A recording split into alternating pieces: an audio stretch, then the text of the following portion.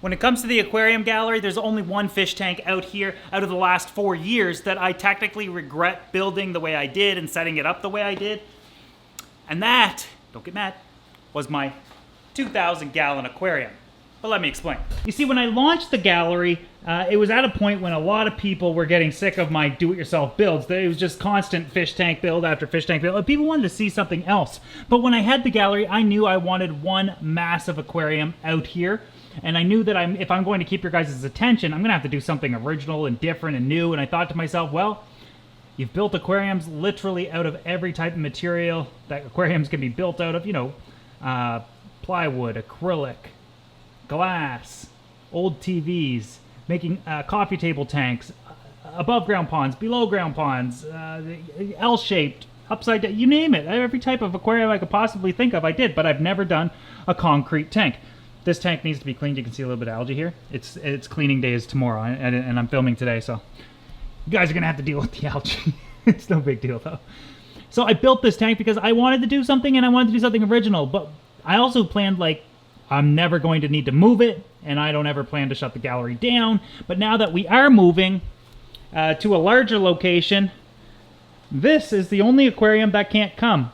All of the 120s can go, the 375, that 120 over there, the 700 that the Rays and Arowana are going to go into, which is what this tank originally had in it. Now it is, of course, a really interesting community tank. You see some denies and barbs going on back and forth down there. They all want to be fed. We have a bunch of Waru amphicanthoids. This is a South American cichlid, and there's a group of 6 in here. One of them used to be stunted a bit. His name was No Grow Timmy, or Timmy No Grow. He was a stunted Waru, and now I don't know which one he is because he had this massive growth spurt as soon as we put him in here. I mean, he could be anybody except this guy. I know this one's the big dominant male. We also have some Severums. Now these guys are from South America. Absolutely beautiful fish, often found with Waru and Discus in the wild.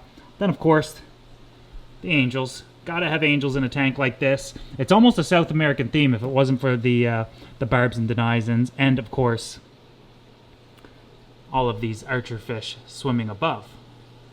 Of course, like I said, we have some tiger barbs in here, all doing absolutely. Every fish in here is doing fantastic. I mean, you won't find a fish in here with a single mark on them, a fin nipped, nothing. Absolutely perfect. All in fantastic health. Beautiful, beautiful tank. I absolutely love it. And all of these fish... Oh, so if you don't know, we're moving the gallery to a spot that's 5 times bigger, permanent installations, and open to the public. And for the past few videos, I've been talking about what's going to happen to each tank and the fish within them. So these fish in here are, for the most part, all coming along with us. What will happen to the 2,000 in the meantime? Well, I mean, for example, I don't know if everybody's going to come, but I might just remove everything that's not from South America and then make this a big South American themed tank, because that is my typical favorite. We do have a ton of archer fish, as you can see back here, all swimming around the tree. They tend to circle the tree the most. I'd love to do an Asian themed aquarium for those guys. And maybe set up some targets above the water surface. It's impossible to do it here. The tank's just too big, but... and same with the tiger barbs. They can go into a theme tank. I just, I don't think everybody's going to stay in here, but for the most part, half the fish are going to come to the new gallery. And we'll see if this stays South American, or maybe I turn it back into stingrays. I don't know. We'll see what happens there. But the tank itself cannot come. The 120s can, the 375 with the saltwater, which isn't on yet. All of these 120s, and then of course the 700 gallon back here is going, the 40s are going, and some more 120s, and 10 180 gallons, and okay, well that's it for now. I'm not going to spoil too much more. Anyway, so when I was building, when I decided I was going to build this, it was because people were like tired of me building tanks. They wanted to see something different, so I built this and did it somewhat different. And I never brought you guys through step by step, simply because I knew that these videos were going to take 2 to 3 months to build this tank. So you guys got it eventually, you got the whole build process, but it was an entirely labor-intensive build that took way longer than I had anticipated. It can't be moved. It's built into place. I can't even slide it out of the way, and if I could, it weighs like almost 20,000 pounds empty, so I'm not pushing that around. So that's what I regret about it, because I could have and probably should have just built a plywood tank that was 4 feet tall or 6 feet tall, however tall we wanted to build it. And if we ever need to move it, I probably could have just cut it in half, got it out the door. So I don't know. We would have had far more options. And but with this, before we added anything to it, was like 10 grand, $10,000 for the cement, the rebar, the acrylic 1.6. Oh, and by the way, this is 10 feet long, 7 feet front to back, 4 feet tall, made 8-inch thick cement, 5,000 PSI cement, reinforced with 5/8 rebar and 1.6-inch thick acrylic panels. The thing is literally bulletproof. I wanted to be able to walk on it. I wanted to be able to do whatever I wanted to it. And now, of course, it's turned into something gorgeous. But that's going to be the only thing that's left in this entire gallery is this tank. All other tanks will be removed, and it's most likely going to be turned into something more like quarantine. Anyways, I wanted to make today's video because, of course, I got to do the update on every aquarium, let you guys know what's happening to absolutely every fish tank, but I also wanted to talk about what's actually going to happen to the fish. Now, when it comes to South American aquariums, there are so many cool fish. I mean, I also wanted to potentially add the discus to here and more Corridora, etc. But, so, I mean, the stocking for this tank might stay identical. It's getting a little bit weird with the different species from different continents, but that's an easy fix. I mean, you could always remove them, add them to something from the new gallery. But this tank isn't going nowhere for obvious reasons. Isn't that cool? This tank is just so cool. I can sit here and watch it forever. I usually sit on the lip of the tank too if I'm out here. If I'm waiting. There's no chairs out here, so I just sit on this tank. It also serves as my bench. But yeah, absolutely gorgeous fish, gorgeous tank. And I thought that many of you guys like it as well. But yeah, totally a tank you just sit here and watch. And the thing is, the fish are so comfortable with each other, and there's so many in there. None of them are full grown yet, so this tank's going to have a population explosion type thing. As they grow, it's going to look like there's twice as many fish in here. But you'll notice that they follow me around. Even these little tiger barbs, if you can see them here on the camera. Even these guys, always following me around, hoping to be fed. Hoping to be fed. A lot of people thought when I add these barbs, they're like, you can't have tiger barbs in with anything, especially angels, because they'll nip them. So I just want to kind of take a peek at the angels and see if we can find a single one that has a single nipped fin. You see, that's the difference between stocking properly and size of tank. So the tiger barbs, yeah, they're definitely a fin nipper, but that depends on the size of the aquarium you put them in, as well as the number of fish you start with. I mean, if you started with 3 or 4 of these guys and put them in a 10-gallon tank with angels, they're going to do nothing but nip the angels.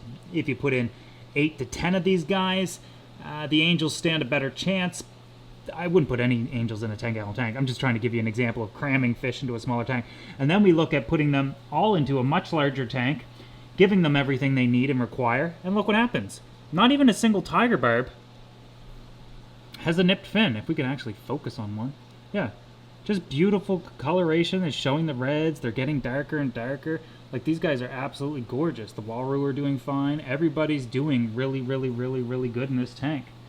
But whenever I set up a new tank, a lot of the times I'll have to, like, defend my choices and whatnot, because these things happen. Like, I'll be accused of not knowing what I'm doing because the tiger barbs will attack everything in the tank, and that's just not the case. It all depends on the size of the tank, as well as the stocking and the numbers you put in it, etc.